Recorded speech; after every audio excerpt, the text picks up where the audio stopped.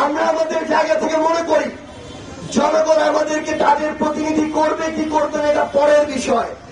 আগে আমাদের জনগণের কাছে যেতে হবে, রাস্তাঘাটে চলতে হবে, মাঠ পর্যায়ে দেখতে হবে, বাজারগুলোর অবস্থা দেখতে হবে, পীরগঞ্জের কোথায় মাদকের সিন্ডিকেট চলে সেটা দেখতে হবে, পীরগঞ্জের স্বাস্থ্য কমপ্লেক্সে খালি একটা বিল্ডিং আছে না ডাক্তার আছে এটাও দেখতে হবে।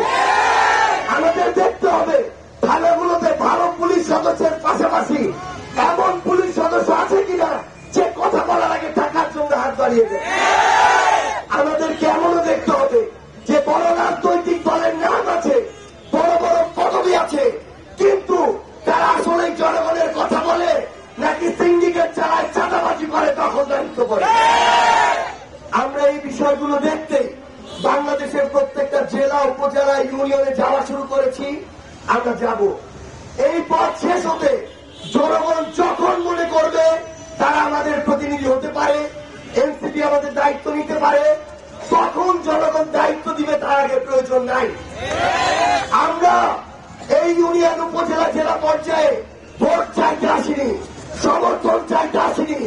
আমরা আপনাদেরকে বলতে এসেছি আপনাদের যে ঘুমিয়ে পড়া বিবেকবোধ, আপনাদের যে দাসত্বের বিবেকবোধ, সেটাকে সবার আগে জাগ্রত করতে হবে।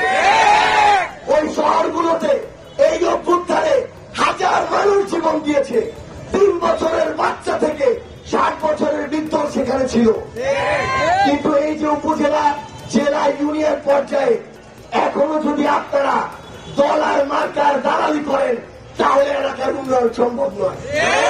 কারণ এতদিন ধরে আমরা সেটা করে এসেছি, ফল কি পেয়েছি? নির্বাচনের সময় আসে 1 মাসের দায় দরদের রাজনীতি দেখায়, পরের 4 বছর 11 মাসের খবর নেই।